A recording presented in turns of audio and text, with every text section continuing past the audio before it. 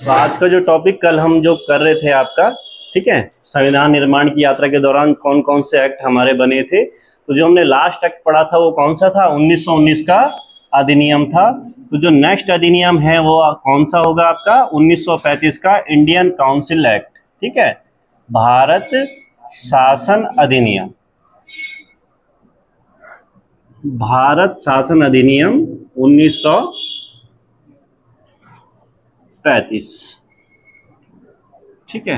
काफी important act है, ठीक है, काफी इंपॉर्टेंट एक्ट है, तो इसको पढ़ते हुए चलते हैं। इससे पहले एक चीज, थोड़ा सा एक डाउट आ गया था, उसको क्लियर कीजिएगा। हमने कल एक एक्ट पढ़ा था आपका 1815 का एक्ट, ठीक है। उसमें हमने ये पढ़ा था कि भारत के पहले राज्य सचिव कौन बने थे, ठीक है। तो वहां पे शायद मैंने चार्सूट बताया था, उसको कट कर दीजिएगा। वहां पर भारत के पहले राज्य सचिव कौन बने थे, लॉर्ड स्टैनली, याद रखिएगा। भारत के पहले राज्य सचिव कौन रहते हैं, लॉर्ड स्टैनली। इसको करेक्ट कर लीजिएगा आप, ठीक है। अब हम आगे पढ़ते हैं आपका कौन सा, भारत शासन अधिनियम 1935, ब्रिटिश शासन के दौरान बनाया गया सबसे बड़ा या सबसे लंबा अधिनियम किसे कहा जाता है, इसे कहा जाता है, ठीक है।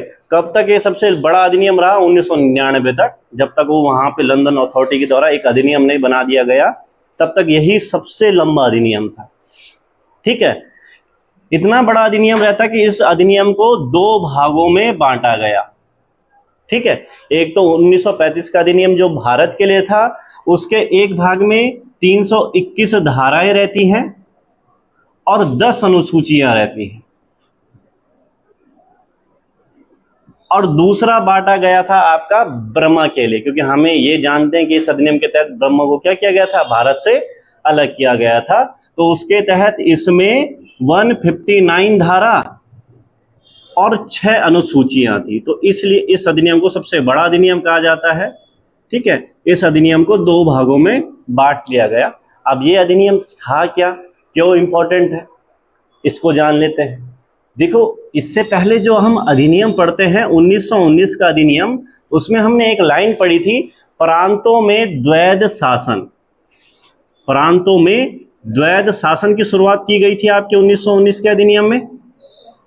अब उससे क्या होता कि जो प्रांत में जो चुनेंगे लोग, उनके पास कुछ ही शक्तियां हैं, बाकी शक्तियां केंद्र सरकार के पास है। इसका मतलब प्रांतीय स्वायत्तता, यानी कि प्रांतीय आजादी थोड़ी सी कम हो गई। अब भारतीय लोग क्या मांग कर रहे थे, थोड़ी आजादी की मांग कर रहे थे, विरोध हो रहा था। इसलिए जब साइमन कमीशन भारत आया तो साइमन कमीशन का विरोध हुआ। हालांकि उसके बाद भी क्या हुआ, उसने अपनी रिपोर्ट सौंपी। तो मतलब कि अब आपको कोई अधिकार दे दिया तो है, प्रांतों में द्वैध शासन शुरू तो हुआ है, लेकिन समस्या क्या आ रही है, समस्या आ रही है कि आपके आधे अधिकार उन्होंने अपने पास आरक्षित रखे हुए हैं। तो कोई व्यक्ति आपको बोला कि भैया वहां पर जाइए, आपको बहुत सारी चीजें मिलेंगी, लेकिन आपको आधी ही चीजें मिली, तो ऐसे में आदमी का जाने का मन भी नहीं करेगा।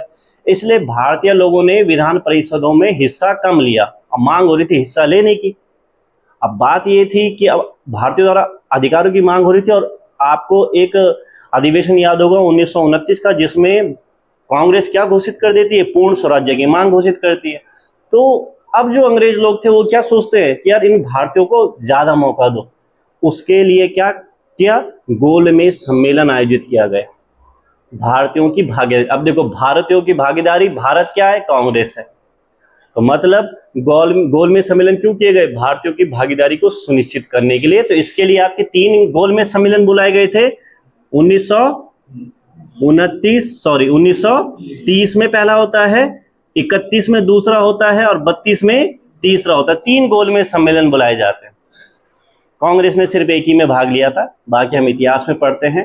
तो गोलमेज सम्मेलन और उसके बाद साइमन कमीशन, इनकी रिपोर्ट के आधार पर फिर वहां पे एक श्वेत पत्र तैयार करते, क्योंकि उनको जो रिजल्ट चाहिए था गोलमेज सम्मेलन से वो नहीं मिला, बट उन्होंने अपना एक रिपोर्ट तैयार की। वहां प्रधानमंत्री चर्चिल, कंजर्वेटिव पार्टी उस टाइम पे रहती है, एक श्वेत पत्र तैयार करते हैं, और उसके आधार पर भारत में संघीय शासन की व्यवस्था लागू होती है, यानी कि 1935 का अधिनियम यहाँ पे आता है। तो 1935 का अधिनियम इंपॉर्टेंट रहा। इंपॉर्टेंट इसलिए रहा क्योंकि इसमें पहली बार किसकी बात की गई, संघीय शासन की, यानी कि प्रांतों से द्वैध शासन हटा दिया, लोग ज्यादा से ज्यादा भागीदारी करें अपनी, इसलिए केंद्र में क्या किया गया, द्वैध शासन लागू किया गया केंद्र में संघीय शासन, यानी कि कभी भी संघीय शासन लागू करने की बात की जाएगी वो आपका कौन सा अधिनियम आएगा? 1905। संघीय शासन मतलब बहुत सारे राज्यों का एक संघ की बात, यानी कि एक हेड हो गया। अब संघीय शासन यानी कि ये किसको, केंद्रीकरण को दिखाता है कि सारे लोग किसी के प्रति जिम्मेदार है। जैसे भारत है, भारत एक संघ है किसका? राज्य को मिलके। अगर हम भारत की बात करें, अब हम जैसे अपने राज्य की बात करें, हम अपना राज्य बता सकते हैं मैप में, यहाँ है ये क्षेत्रफल है। भारत क्या है? भारत बहुत सारे राज्यों का एक संघ है, मतलब एक इमेजिनरी कॉन्सेप्ट है ना। उत्तराखंड तो देख सकते हैं आप, भारत को कोई बोलेगा अच्छा ये सब भारत है, तो कोई बोलेगा ये तो उत्तराखंड है, ये उत्तर प्रदेश है, ये हरियाणा है। इमेजिनरी कॉन्सेप्ट यानी कि एक हेड जिसके अनुरूप सारे लोग चल सके, ये क्या हो गया? संघ हो गया। मतलब सिंपल सी बात है कि भाई मान लीजिए कोई मुद्दा उठता है, केस उठता है, तो ठीक है हम अपने हाई कोर्ट में जा सकते हैं, हमारे यहाँ के जो चुने हुए अधिकारी है पीसीएस वाले हमारे यहाँ काम कर सकते हैं, ठीक है, वो भी ठीक है। दूसरे राज्य में भी कोई मुद्दा उठता है वो भी अपने ऊपर जा सकते हैं, ठीक है। लेकिन अगर दो राज्यों में विवाद हो जाता है, तो दो राज्यों में विवाद हो जाता है तो ऐसे में दोनों राज्यों के अलग अलग बने रहने का खतरा रहेगा, एकजुटता नहीं आएगी, और वो जाएंगे किसके पास? तो ऐसे में कोई ना कोई ऐसी व्यवस्था होनी चाहिए लास्ट में जिसके पास जाया जा सके, अब दोनों उस पर सहमत हो। हम कहते हैं कि भैया हम पे कोई मामला होगा, हम अपने हाई कोर्ट से खुश नहीं होंगे तो हम सुप्रीम कोर्ट जा सकते हैं। तो सुप्रीम कोर्ट क्या? संघ का न्यायालय है। तो ये संघीय व्यवस्था का प्रावधान किस अधिनियम में किया गया था? 1935 के अधिनियम में। और ये संघीय व्यवस्था जो हमने अपनाई है किस देश से अपनाई है? कनाडा। संघ का मतलब राज्यों का जो हेड होगा, जैसे क्लास में आपके मॉनिटर रहे होंगे, था तो क्लास का हिस्सा लेकिन अब पूरा कोऑर्डिनेट करेगा। अब संघीय व्यवस्था कनाडा से क्यों अपनाई? देखो संघीय व्यवस्था आप अमेरिका की बात करो, स्विट्जरलैंड की बात करो, ठीक है, बहुत सारे देश हैं जहाँ संघीय व्यवस्था है, लेकिन डिपेंड करता है कौन किसको बना रहा है। जैसे अब हम कहते हैं भगवान ने हमें बनाया है, तो पावरफुल कौन है? भगवान। आप जिसको बनाओगे तो पावरफुल आप ही रहोगे क्योंकि आपने बनाया है। अब जब हम अमेरिका की बात करते हैं, वहां राज्यों ने पहल की कि हमारे लिए संघ होना चाहिए, इसलिए अमेरिका में राज्य क्या है? शक्तिशाली है बजाय संघ के। कनाडा में संघ शक्तिशाली है बजाय राज्यों के। हमारे यहाँ बहुत सारे राज्य हैं, उनको छूट मिले तो भैया अलग अलग देश बना ले, इसलिए हमारे यहाँ एक मजबूत संघ का क्या किया गया? निर्माण किया गया, यानी कि पावरफुल क्या हमारे देश में? संघ है, जैसे कनाडा में है। इसलिए हम क्या कहते हैं? हमने संघीय व्यवस्था किस देश से अडॉप्ट की है? कनाडा से। कनाडा नहीं मिलेगा तो उसकी जगह पे अगर आपको ये मिल गया ब्रिटिश नॉर्थ अमेरिका अधिनियम, ब्रिटिश नॉर्थ अमेरिका अधिनियम। अगर कनाडा ना मिले आपको और अगर आपको ये दिखाई दे रहा है तो आंसर क्या हो जाएगा आपका? ब्रिटिश नॉर्थ अमेरिका अधिनियम से हमने अडॉप्ट किया है आपकी संघीय व्यवस्था, ठीक है। अब संघीय व्यवस्था यहां पे लागू की तो केंद्र में फिर क्या हो गया? संघीय व्यवस्था के तहत प्रावधान किए जाने लगे। तो सबसे पहले प्रांतों में द्वैध शासन को क्या किया गया? खत्म किया गया, ठीक है। प्रांतों में द्वैध शासन को खत्म किया गया। लागू किसमें किया था? 1919 में किया था। खत्म किसमें किया? 1935 के अधिनियम में। तो कारण क्या था? समझ गए? प्रांतीय स्वायत्तता नहीं मिल रही थी तो प्रांतों में द्वैध शासन खत्म। द्वैध शासन लागू कहां हुआ? केंद्र में। केंद्र में द्वैध शासन की क्या हो गई? शुरुआत हो गई। अब देखो द्वैध शासन हमने कल भी डिस्क्राइब किया था, आज भी कर लेंगे हम। केंद्र में द्वैध शासन मतलब कि जो आपसे काम करने के लिए विषय होते हैं उनको बांट दिया गया। प्रांतों के हिसाब से हमने आरक्षित और हस्तांतरित में बांटा था। केंद्र के हिसाब से हमने किसमें बांटा? आपका संघ सूची, राज्य सूची और समवर्ती सूची। अब देखो संघ सूची हमें पता है, संघ सूची में जो विषय होंगे, संघ सूची में जैसे क्या विषय थे? थल सेना, नौसेना, वायुसेना, ठीक है, ये आपके किसके विषय थे? संघ सूची के। राज्य सूची में क्या आ गया आपका? जैसे पुलिस आ गया, ये राज्य सूची का विषय था। समवर्ती सूची में जैसे विवाह विच्छेद, विवाह तलाक वाला मामला हो गया या फिर सिविल दंड प्रक्रिया हो गई, ये किसमें था? समवर्ती सूची में शामिल था। संघ सूची कानून कौन बनाएगा? केंद्र बनाएगा। राज्य सूची कानून कौन बनाएगा? राज्य बनाएगा। समवर्ती सूची दोनों बना सकते हैं। भारत में पावरफुल कौन है? संघ पावरफुल है। तो अगर समवर्ती सूची में विभेद हो जाए तो पावर किसकी है? संघ की ज्यादा है, माना किसका जाएगा? संघ का जाएगा। और जब हम हर एक चीज एडजस्ट करने की बात करते हैं तो हमेशा कुछ चीज छूट ही जाती है। या फिर ये है कि जब भी हम कानून बना रहे हैं तो हर किसी को आइडिया होता है, क्या पता किसी चीज की नीड हमें बाद में हो, अभी हमें आइडिया नहीं है। तो ऐसे विषय होते हैं अवशिष्ट विषय। कौन से विषय कहलाते हैं? अवशिष्ट विषय। अब देखो ये दिखाता है कि पावरफुल कौन है, केंद्र है राज्य है। अब हमें पता है पावरफुल है केंद्र, तो अवशिष्ट शक्तियों पर काम करने का अधिकार किसका होगा? केंद्र का होगा। यानी कि वायसराय को अधिकार दिया कि वो अवशिष्ट पर विषयों पर कानून बना सकता है। अब देखो, अगर मान लो कोई राज्य अपने लिए कानून बना रहा है तो उस राज्य के लिए कानून बन रहा है। केंद्र अगर कोई कानून बना रहा है तो वो सारे राज्यों के साथ साथ अपने राज्य के लिए भी बन रहा है। यानी कि एक राज्य के लिए कानून दो शक्तियां बना रही है, एक राज्य में दो शक्तियों के द्वारा शासन हो रहा है। इसको क्या कह रहे हैं हम? द्वैध शासन कहा जा रहा है इसको। इसीलिए तो हम कह रहे हैं केंद्र में क्या शुरू हो गया आपका? द्वैध शासन। संघ सूची में उनके टाइम पे कितने विषय रखे गए? 59 विषय रखे जाते हैं। ठीक है।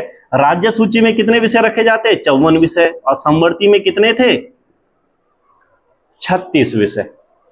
लेकिन इसमें एक समस्या हुई, जो भारत में उस टाइम पे संघ की बात की गई, संघ ब्रिटिश के अधीन क्षेत्र जैसे आपका कुमाऊं हो गया और देसी रियासतें जैसी आपकी टिहरी रियासत हो गई, इनमें बटा हुआ रहा।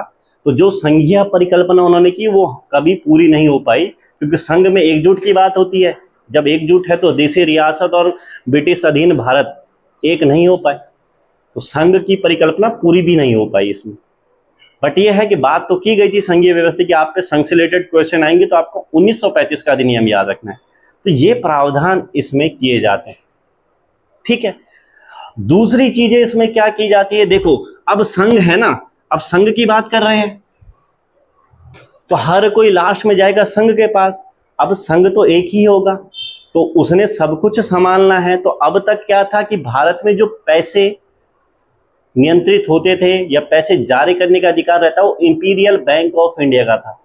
हमें पता है भारत सरकार, हम 1860 पढ़ते हैं, तब से पैसे जारी करने का, मुद्रा जारी करने का, उसको रेगुलेट करने का अधिकार किसके पास था? Imperial Bank of India. Imperial Bank of India Bombay, Imperial Bank of India Madras, Imperial Bank of India Bengal, अलग अलग हैं। अब बात हो रही एक संघ की, यानी कि अब एक संघ ही रेगुलेट करेगा। अब ऐसे तो नहीं कि हमारे राज्य वाले बोलेंगे हम अपने लिए अलग मुद्रा चलाएंगे, तो फिर वो एक राज्य कैसे हो, फिर तो अलग हो गया। इसलिए संघ के लिए एक केंद्रीय बैंक की स्थापना की बात की गई। अब इसके लिए जो आयोग गठन हुआ था आपका, उस आयोग को कहा जाता है शाही आयोग या रॉयल कमीशन। कौन सा आयोग? शाही आयोग या रॉयल कमीशन, जिसके अध्यक्ष कौन रहते हैं? हिल्टन यंग रहते हैं। क्या नाम रहता है? हिल्टन यंग रहते हैं। ठीक है। हिल्टन यंग या शाही आयोग का गठन होता है, इसलिए से हिल्टन यंग आयोग भी कहते हैं। एक्चुअल में इसका जो गठन हुआ था ना, वो अफ्रीका में जो ब्रिटिशों का जो मामले चल रहे थे उन मुद्दों पर विचार के लिए होता है। साथ साथ में इसमें इस मुद्दे पर भी काम कर लिया। तो हिल्टन आयोग का गठन किया गया। उसके आधार पर किसका गठन होता है? भारत के केंद्रीय बैंक का। और भारत का केंद्रीय बैंक क्या कहलाया? RBI कहलाता है। एक अधिनियम बनाया जाता है RBI एक्ट 1934, और RBI एक्ट 1934 के अनुसार RBI का गठन कब हो गया? 1 अप्रैल 1935 को हो जाता है। तो किस आयोग के आधार पर RBI का गठन होता है? शाही आयोग या हिल्टन यंग आयोग, जिसके अध्यक्ष कौन बनते हैं? पहले ऑसबॉर्न स्मिथ बनते हैं। ठीक है। तो RBI यानी केंद्रीय बैंक या संघीय बैंक की स्थापना हो गई। ठीक है। अब बात आई फिर वही, जब हम स्टेट को प्राथमिकता दे रहे हैं, अब मान लो दो स्टेट के बीच में लड़ाई हो गई, हमारे स्टेट और दूसरे स्टेट के बीच में लड़ाई हो गई, तो हम किसके पास जाएंगे? हम ऐसा है नहीं कि मान लो हमारे स्टेट की दूसरे से लड़ाई हो गई, अपने न्यायालय में केस नहीं चल सकता, क्योंकि वो आरोप लगाएंगे कि तुम्हारे वाले तो तुम्हारा पक्ष लेंगे। उसके राज्य में नहीं जा सकते क्योंकि हम आरोप लगाएंगे कि सपोर्ट लेंगे। ऐसे में आप किसके पास जाओगे? सुप्रीम के पास। उसके लिए सुप्रीम न्यायालय भी तो होना चाहिए। तो संघीय न्यायालय की व्यवस्था का प्रावधान किया जाता है। ठीक है। संघीय न्यायालय यानी कि सुप्रीम कोर्ट, उसको क्या कहा गया? संघीय न्यायालय। और इसकी व्यवस्था आपके 1935 के अधिनियम में की गई। और संघीय न्यायालय का जो गठन हुआ कब होता है? 1937 में होता है। लेकिन यहाँ पर जो ये अधिनियम बना था या जो ये संघीय न्यायालय का गठन हुआ था, ये ब्रिटिशों ने अपने अनुरूप ही किया था। अब एक्चुअल में क्या होता है कि मान लीजिए आप पर कोई केस चला, आप जिला न्यायालय में जाएंगे, खुश नहीं है उसके फैसले से तो हाई कोर्ट में जाएंगे, उसके फैसले से भी खुश नहीं है तो अंत में किसके पास जा सकते हैं हम? Supreme court. यानी कि हमारे लिए अंतिम अपीलीय न्यायालय क्या है? सुप्रीम कोर्ट है। लेकिन अंग्रेजों ने यहाँ पे क्या किया? भारत के लिए संघीय न्यायालय की व्यवस्था तो की, लेकिन अंतिम अपीलीय न्यायालय क्या था? प्रीवी काउंसिल था। प्रीवी काउंसिल जो कहाँ है आपका? इंग्लैंड में है, लंदन में है। संघीय न्यायालय का गठन तो हुआ, लेकिन अंतिम अपीलीय न्यायालय कहाँ है? प्रीवी काउंसिल लंदन में है। अब खुद सोचो, एक मजदूर किसान पे केस चल रहा है, वो लंदन जाएगा अपना केस लड़ने के लिए? नहीं जाएगा। तो जा कौन सकता है? अंग्रेज जा सकता है या अमीर आदमी जा सकता है? तो कौन प्रॉफिट में रहा? अंग्रेज ही रहा, क्योंकि वो यहाँ से खुश नहीं होंगे तो अपने देश में क्लेम कर लेंगे। अब कोर्ट में तो ऐसा है नहीं कि पहले फैसले में ही निकल रहा है सारा मामला, आपको वहां जाना है, तारीख पे तारीख हो सकती है। इसलिए यहाँ पर थोड़ी सी समस्या इसके साथ रही। तो प्रीवी काउंसिल क्या था? अंतिम अपीलीय न्यायालय। दूसरा, इस अधिनियम को हमने 2 भागों में बांट दिया था। कितने भागों में बांट दिया था? पहला भारत के लिए था, दूसरा कहाँ के लिए था? बर्मा। अब बर्मा क्या समस्या बना हुआ था? अब देखो, बर्मा कहाँ का नाम है पुराना? म्यांमार का। कैपिटल आपकी क्या है? नेपीदा है।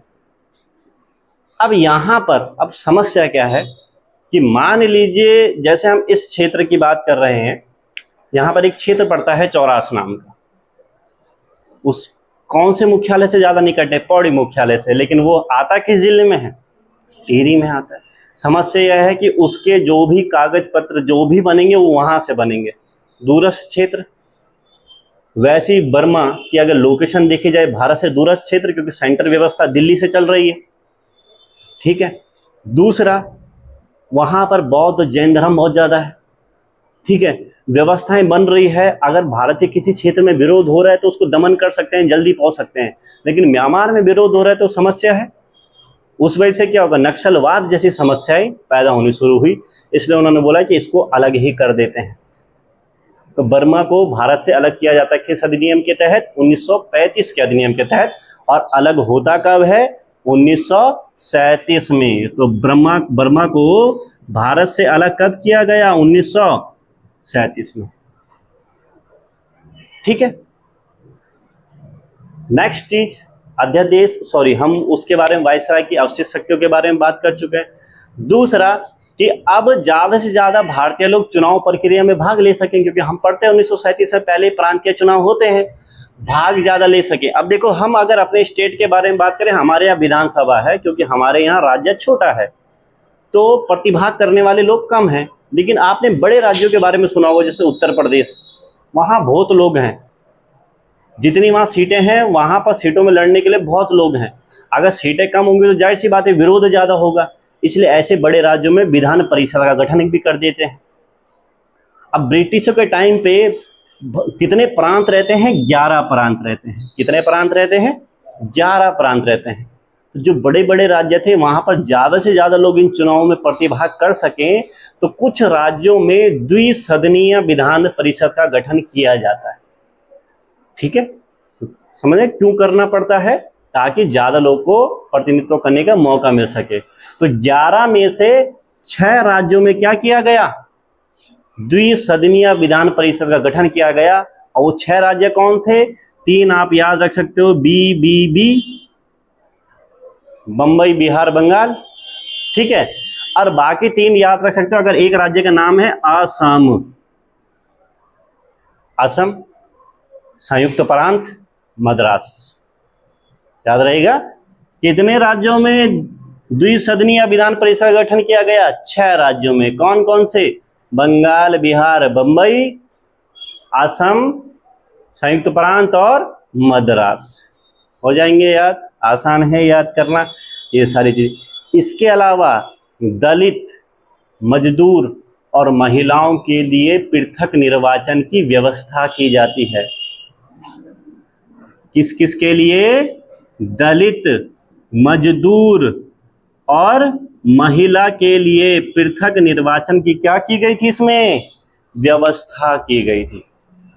और अभी तक आप ये समझिए सिर्फ 50 लाख लोग यानी कि 5 मिलियन लोगों को ही वोट देने का अधिकार था, लेकिन इसमें वोट देने का अधिकार 10% बढ़ा दिया।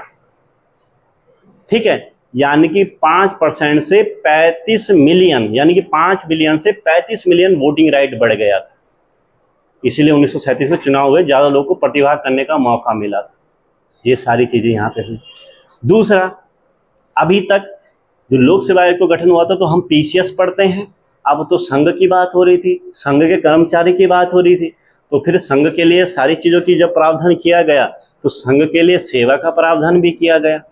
इसलिए क्या हुआ, जो लोक सेवा आयोग था, संघीय लोक सेवा आयोग का गठन भी किया जाता है, जिसको आप यूपीएससी कहते हो, यूनियन पब्लिक सर्विस कमीशन, यानी कि संघीय लोक सेवा आयोग का गठन किस अधिनियम के तहत हुआ।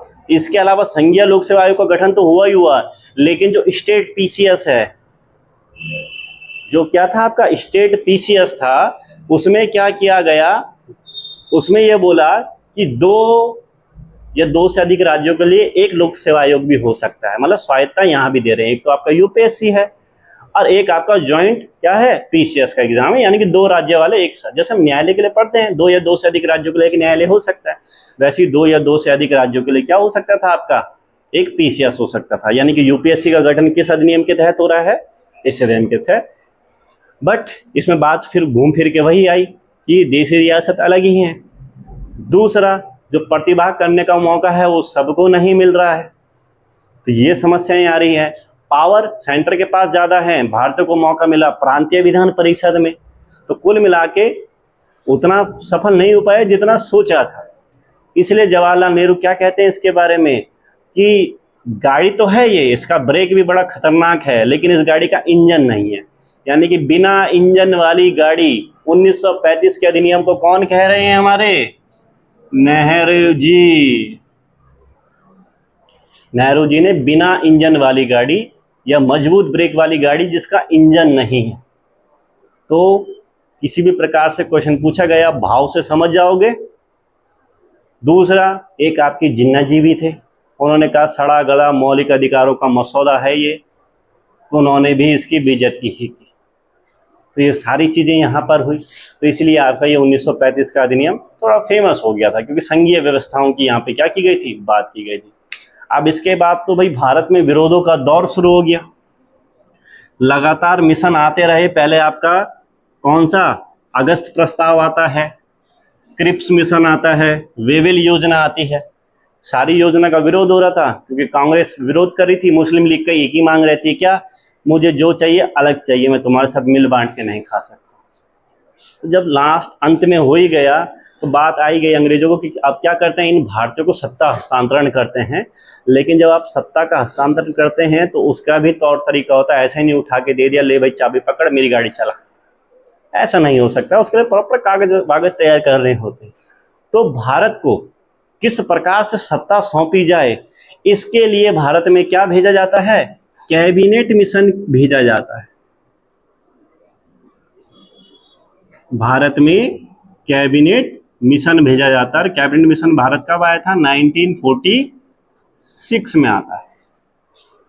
कैबिनेट मिशन भारत कब आता है, 1946 में आता है। और इसमें आपके कितने रहते हैं, 3 सदस्य रहते हैं। ठीक है, 3 सदस्य कौन कौन से थे, एक थे आपके पैथिंग लॉरेंस, ठीक है, एक रहते हैं आपके स्टेफोर्ड क्रिप्स, और एक रहते हैं आपके A.V.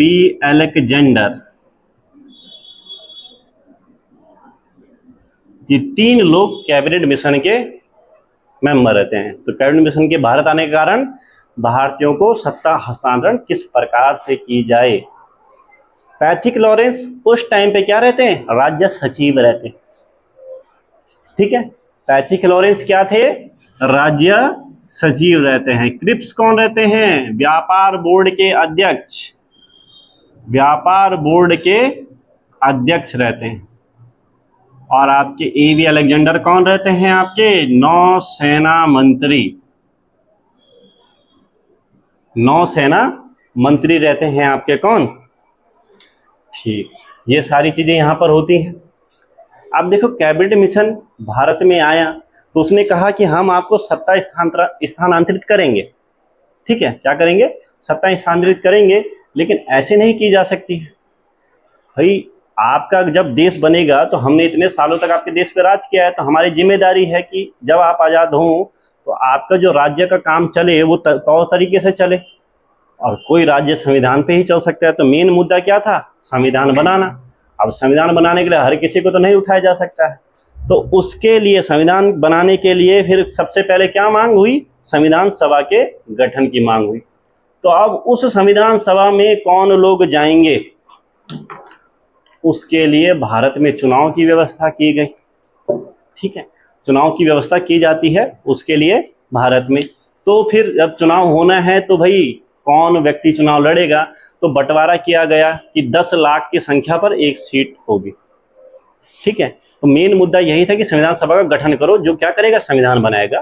तो यानी कि चुनाव की बात की गई, और इस संविधान सभा की मांग हम बहुत पहले से कर रहे थे। सबसे पहले जो संविधान सभा की मांग भारत में करते हैं उनका नाम क्या रहता है? M.N. रॉय। अगर व्यक्तिगत रूप में पूछा जाए तो भारत में संविधान सभा की सबसे पहले मांग किसने की थी? M.N. रॉय करते हैं 1934 में। और अगर पार्टी के तौर पर पूछा जाए तो पार्टी के तौर पर इसी साल स्वराज पार्टी ने संविधान सभा की मांग की थी। ये दो नाम याद रखिएगा, एक आपके कौन हो गए? M.N. रॉय, संविधान सभा की सर्वप्रथम मांग इन्होंने की थी, उसके बाद स्वराज पार्टी करती है। ठीक है, कांग्रेस की तरफ से जवाहरलाल नेहरू ने 1938 में क्या कहा कि जब भी संविधान सभा का गठन हो वो वयस्क मताधिकार के आधार पर हो। जैसे हम अभी वोट देते हैं, हम वयस्क मताधिकार के आधार पर देते हैं, यानी कि 1938 में नेहरू जी क्या कह रहे हैं? वयस्क मताधिकार पर संविधान सभा का गठन किया जाए। तो जाहिर सी बात है कि भैया यहाँ पर भी चुनाव होने थे, और उसके लिए चुनाव लड़ने के लिए आपका अब विधायक और सांसद हो, इनका अपना क्षेत्र होता है ना, तो भारत को बांटना था। तो इस कमीशन या इस मिशन ने क्या किया? भारत को जो बांटा, टोटल 389 सीटों में बांट दिया। कितनी सीटें थी? 2। ठीक है, 389। इसमें से आपकी 296 सीटें जो रहती हैं वो किसके लिए रहती हैं? ब्रिटिश अधीन भारत या ब्रिटिशों के अधीन जो प्रांत रहते हैं। ठीक है, और बाकी जो 93 सीटें रहती हैं वो किसके लिए रहती हैं? देसी रियासतों के लिए। अब यहां पर कैबिनेट मिशन एक बात और करती है कि जो देसी रियासत है वो राजा वहां से अपने प्रतिनिधि भेजें, यानी कि क्या करें? मनोनीत करें। अब जहां मनोनीत होना है वहां चुनाव तो होगा नहीं, वहां तो राजा किसी को भेज देगा। तो कुल मिला के चुनाव कितनी सीटों पर होना था? 296 सीटों में। जैसे हम आज पढ़ते हैं केंद्र शासित प्रदेश, केंद्र शासित प्रदेशों में दिल्ली और पुडुचेरी को छोड़ के हर जगह लेफ्टिनेंट गवर्नर का शासन होता है। तो यहाँ पर भी उस टाइम पे 4 चीफ कमिश्नरी प्रांत रहते हैं। कितने? 4 चीफ कमिश्नरी प्रांत। कौन कौन से थे 4 चीफ कमिश्नरी प्रांत? एक रहता है आपका बलूचिस्तान, क्या रहता है? बलूचिस्तान। एक रहेगा आपका दिल्ली, एक रहेगा आपका अजमेर, और एक रहेगा आपका कुर्ग। तो ये 4 चीफ कमिश्नरी प्रांत, यानी कि 93 ये और 4 सीटें ये, जहां चुनाव होने नहीं थे। यहां से बस चुनना था एक एक, मनोनीत टाइप का या नॉमिनेट बोल सकते हैं। चुनाव जो मेन होना था जितनी सीटों पे, वो कौन सी सीट थी? 292 सीटें थी। तो इन चुनावों में कांग्रेस ने भाग लिया, मुस्लिम लीग ने भी भाग लिया, यानी कि शुरुआत में कांग्रेस और मुस्लिम लीग दोनों ने कैबिनेट मिशन की बात मानी। मुस्लिम, अब यहां पर एक चीज याद रखना, कैबिनेट मिशन ने पृथक पाकिस्तान की बात की ही नहीं है, और मुस्लिम लीग ने सोचा कि हाँ चलो मौका मिलेगा तो हम पृथक कर लेंगे। लेकिन हुआ क्या? यहां पर जब चुनाव हुए तो 208 सीटें जीत ली किसने? कांग्रेस ने। मुस्लिम लीग को मिलती है कितनी? 73 सीटें। मुस्लिम लीग को कितनी सीटें मिली? 73। बाकी 15 सीटें मिलती है कौन? निर्दलीय को। अब किसकी सरकार बनेगी? बहुमत किसके पास है? कांग्रेस के पास, और बहुत जबरदस्त बहुमत है। लेकिन बात आई कि कांग्रेस पूरे भारत की पार्टी थी, वो खुद को यही कहती थी हम किसी एक धर्म विशेष की पार्टी नहीं है, पूरे भारत की पार्टी है।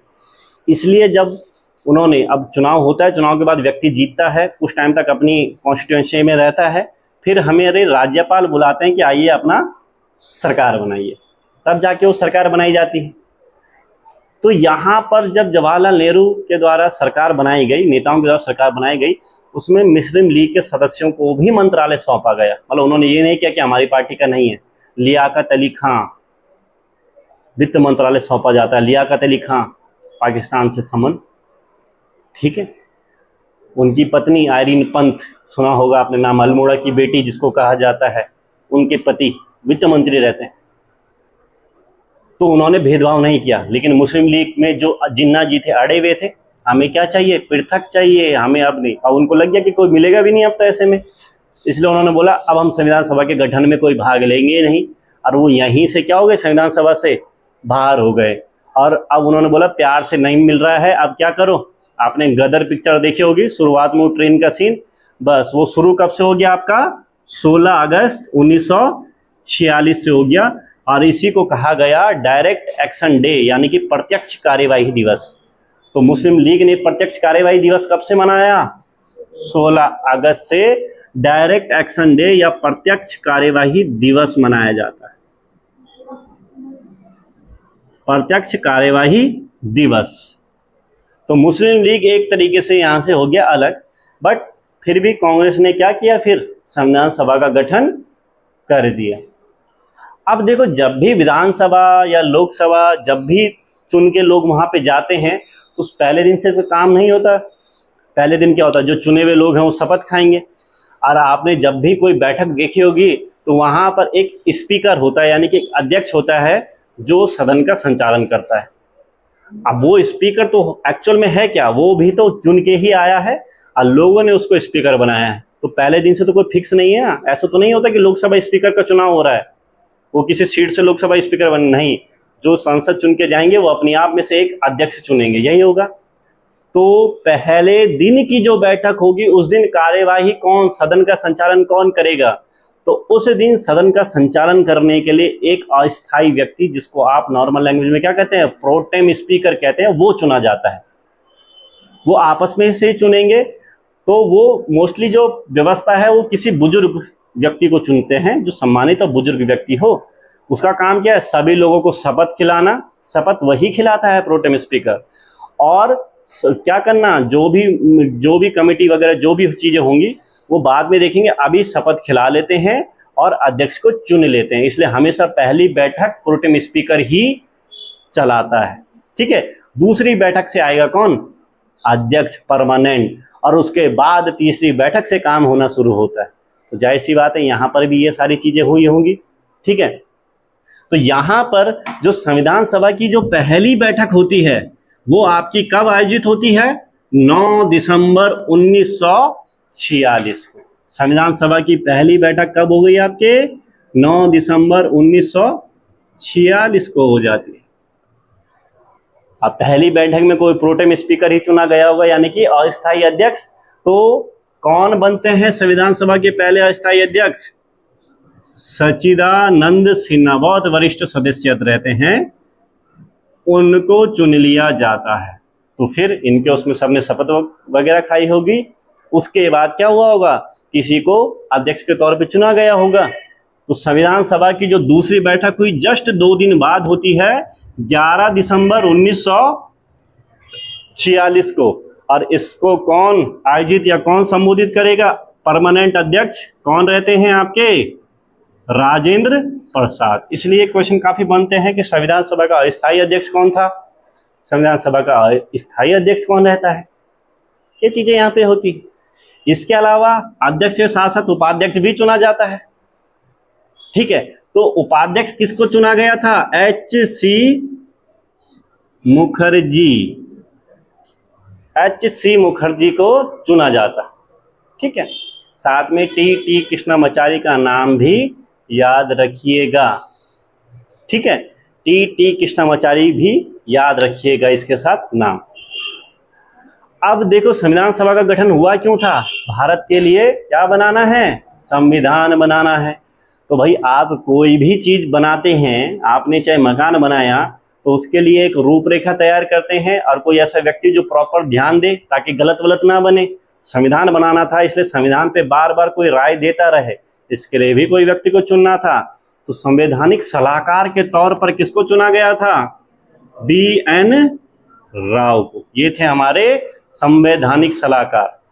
मतलब देखिए, अंबेडकर जी को तो निर्माता माना जाता है संविधान का, लेकिन अंबेडकर जी से पूछा गया तो उन्होंने बोला कि जितना मेरा योगदान है उतना ही आप BN राव जी का भी योगदान है।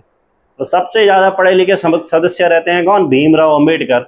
उनके बाद कानून का जो सबसे बड़ा ज्ञाता रहता है वो BN राव ही थे।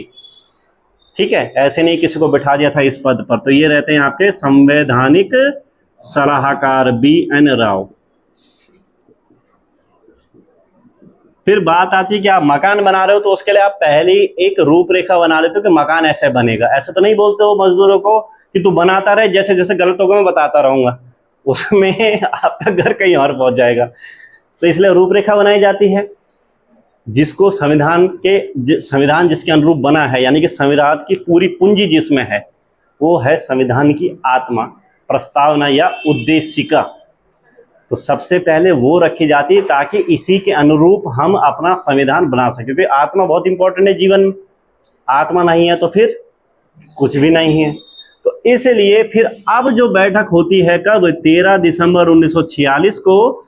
इस दिन जवाहरलाल नेहरू संविधान सभा के समक्ष क्या रख देते हैं? आपका उद्देश्य प्रस्ताव। उद्देश्य प्रस्ताव यानी कि संविधान का दर्शन कि हम जो भी नियम कानून बनाएंगे इसके अनुरूप ही बनाएंगे। तो संविधान सभा के समक्ष उद्देश्य प्रस्ताव कौन रखे? जवाहरलाल नेहरू। ठीक है, अब जाहिर सी बात है भैया, कोई भी चीज संविधान में या संसद में रखी जाएगी, इतने लोग चुन के आए हैं तो चर्चा भी तो होगी। तो चर्चा हुई, बातचीतें हुई, वाद विवाद हुआ। तो अंतिम रूप से यानी कि लास्ट में फाइनल कब हुआ, यानी कि सर्वसम्मति से पास कब होता है? आपका 22 जनवरी 1947 को आपका उद्देश्य प्रस्ताव सर्वसम्मति से क्या कर लिया गया? पास कर लिया गया। अब संविधान निर्माण का कार्य होने लगा। और ये तो बचपन से आपने रटा होगा कि संविधान को बनाने में कितना समय लगा? 2 साल 11 माह 18 दिन का समय लगता है आपका संविधान बनाने में। लेकिन अभी तक पाकिस्तान का जो मुद्दा है वो सॉल्व नहीं हो रहा है, विरोध हो रहा है, मार काटे जा रहे हैं लोग।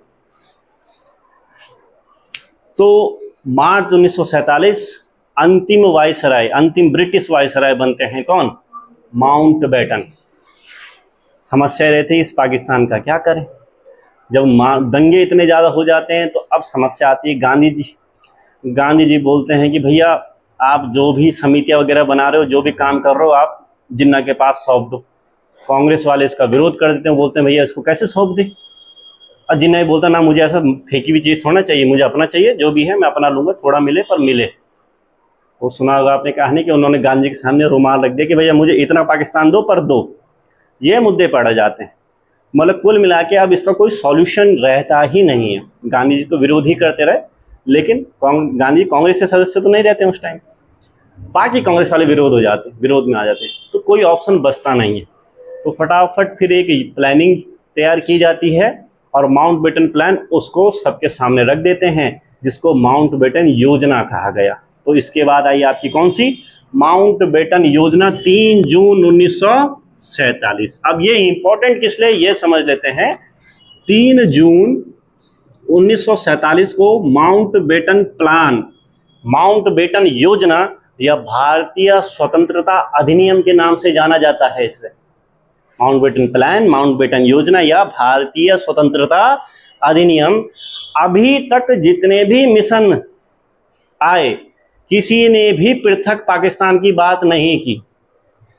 सबसे पहले पृथक पाकिस्तान की बात जिसमें की गई थी वो क्या था? आपका माउंटबेटन प्लान। क्योंकि अब आपके जो क्वेश्चन आ रहे स्टेटमेंट वाले, उसके लिए बहुत ही बेहतरीन क्वेश्चन ये है। सबसे पहले पृथक पाकिस्तान की बात कौन कर रहा है?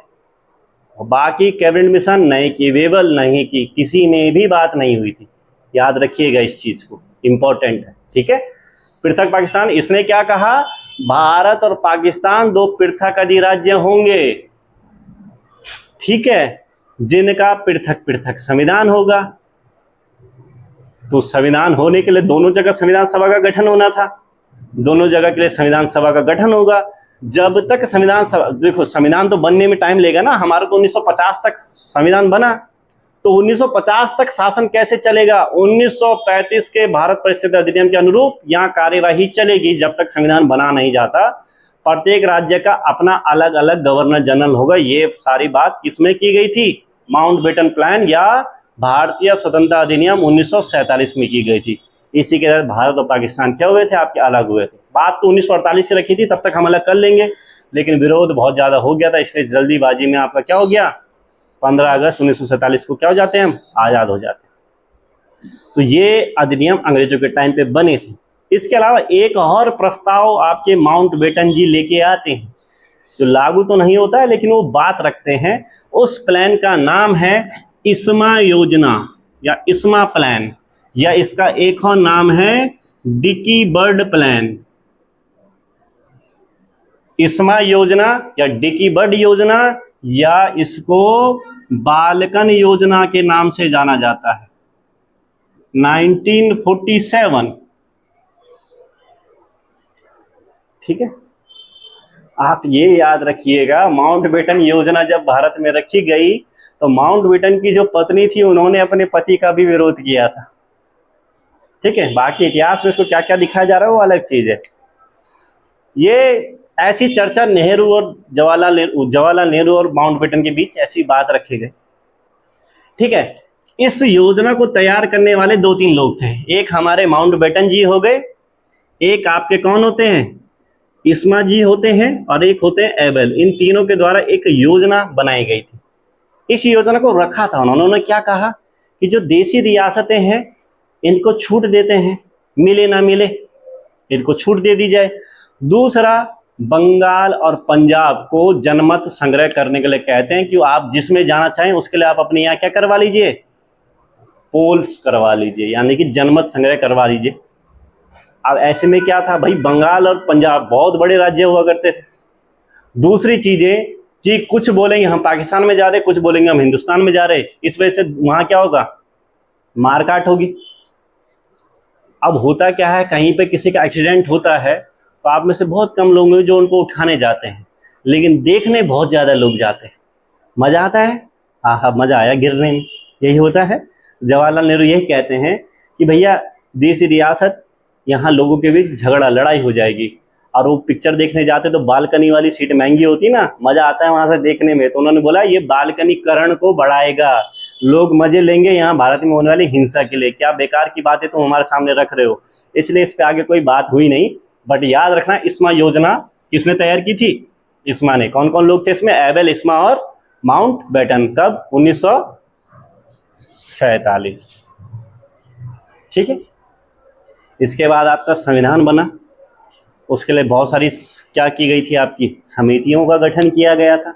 समितियां हम पढ़ लेंगे नेक्स्ट उसमें। तो संविधान ने बहुत सारी चीज़ें अपनाई, जैसे हमारा राष्ट्रीय झंडा है, राष्ट्रीय गीत है, राष्ट्रीय गान है, और हमारे राष्ट्रपति रहते हैं, इंपॉर्टेंट चीज़ें हैं। तो संविधान सभा ने तो एक तो समितियों के द्वारा संविधान बनाया, लेकिन संविधान के अलावा और कौन कौन से काम किए, तो ये याद रखना। सबसे पहला हमारा राष्ट्रीय ध्वज अपनाया गया था। कब? 22 जुलाई 1947 को, यही अलग है, ठीक है।